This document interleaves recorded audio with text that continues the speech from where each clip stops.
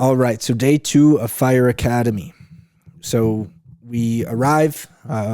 First thing he does, raise your hand if you have your cell phones in here. A bunch of people raise their hand. Didn't I tell you, we were not supposed to have our cell phones in here or any electronics? Why do you have your cell phone in here? Got very frustrated. And basically, he gave us a pass because it was day 2. Some people forgot to put their phone because of habit, leave their phone in their car because of habit. They brought it in. Some people thought they meant they could leave it in their bag, but they can't just bring it out in class, but we can't have it in our bag either. So we kind of got a pass on that. We started chapter 1 of Firefighter 1, which is a big, thick book like this. We took a quiz at the end of the day. You have to get a 70% or higher in order to pass that quiz. It's a Scantron. You need 2 number 2 pencils to fill in the Scantron. Everybody in our class passed, which was great. But let's back up a little bit here. So we show up, we kind of go over some more housekeeping rules and regulations thing. Then we get to do PT. So we ran 1 mile, fairly slow pace. We ran together at the pace of the slowest person in the group. Our mile time was like 11 minutes and 30 seconds. So knock that out. Then we changed, then we sat down for class, and it was just basically coursework or bookwork the entire day. We got an hour lunch break in there, but then we took that quiz. I was super worried about having absolutely everything. You know what I mean? You have to have the right equipment, the right, I guess, office supplies essentially for the school. So like I said, the 2 number 2 pencils, the highlighter. So this morning I forgot to grab pencils last night. So this morning I stopped at Walgreens on the way there, brought two pencils because I thought what he was going to say, like just coming from military boot camp, I'm Army Reserves. I thought he was going to make us hold up every single thing. Hold up your pencils. Okay, who doesn't have pencils? He writes down the name. Hold up your highlighter. Okay, you don't have a highlighter, write down the name. And then he was going to like smoke us afterwards or something for not having these things. But that wasn't the case. They never really asked or looked or anything of that sort. Maybe they will in the future, just because it was day 2 for us. But yeah. So let's jump back to a little bit of day 1. After day 1, I had to go get white socks. I had to get black sweatpants because you can only have black sweatpants. I only have Lululemons. I didn't want to be ruining those nice Lululemons, so I just went and got some cheap ones at Target.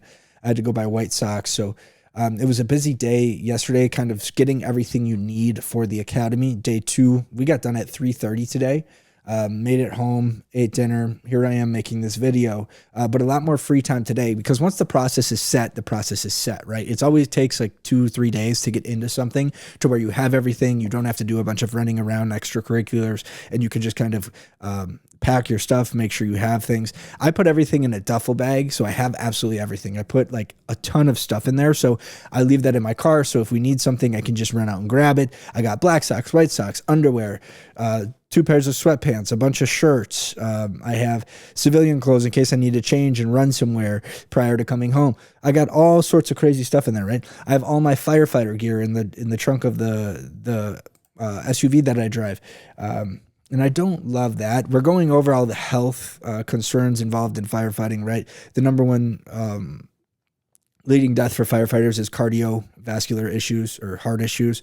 A lot of absorption from your fire gear, from the smoke, from the fires that are fought in that gear. It's absorbed through your skin, especially when you sweat. The gear itself has chemicals on it. So you really want to avoid touching or being around the gear as much as possible. I don't have a truck. A lot of firefighters have a truck, so they just put their gear in the back of their truck and it's fine. It's not fuming in the vehicle.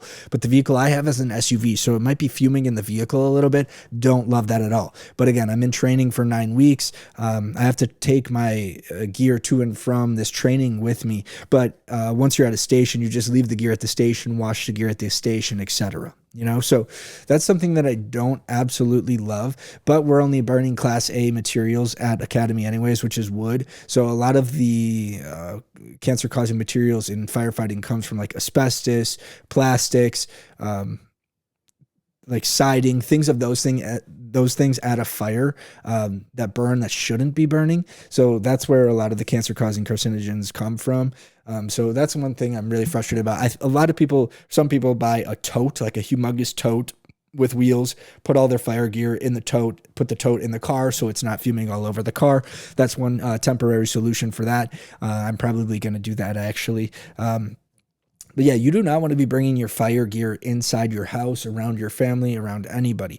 I think that they're working on taking out the carcinogens from the equipment and the gear itself. I think in the next couple of years they're going to try to have that sorted out. But yeah, big push right now for fire health, fire safety, line of duty deaths, things of those sort. So that's what we covered basically today, and then just some other policies on.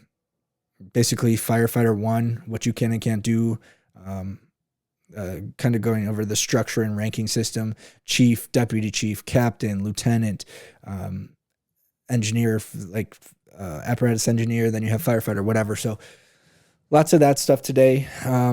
It's kind of, it's not great being in the classroom, but it's essential. We have to knock out all the classroom stuff before we can actually do live fires, which I think happens on like week 6. They gave us a syllabus, so we know exactly kind of what the class looks like. And again, if the weather changes, right, if we have a lightning storm, we can't go outside. We'll flip to a classroom day.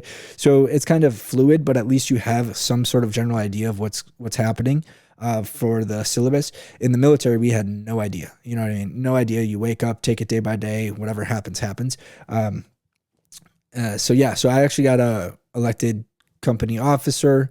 So there's 10 companies, which means 10 people are company officers. I'm one of them. So I report to our sergeant in arms, and then our sergeant in arms reports directly to the instructors. So we got that sorted out. Pretty excited about my group. Excited to be in a leadership position on that side. I mean, it's still training, but still pretty cool. And prior military. That's why they put me at company officer. He goes, anybody prior military in here? Like 6 of us raise our hands, so we all got company officer slots. But yeah, I mean, just it's like going to, it's PT in the morning, and then not even intense PT, 1 mile. That's it, 1 mile. I've run marathons, I've run Ironmans. I was expecting a little bit more, but here we are at 1 mile. So.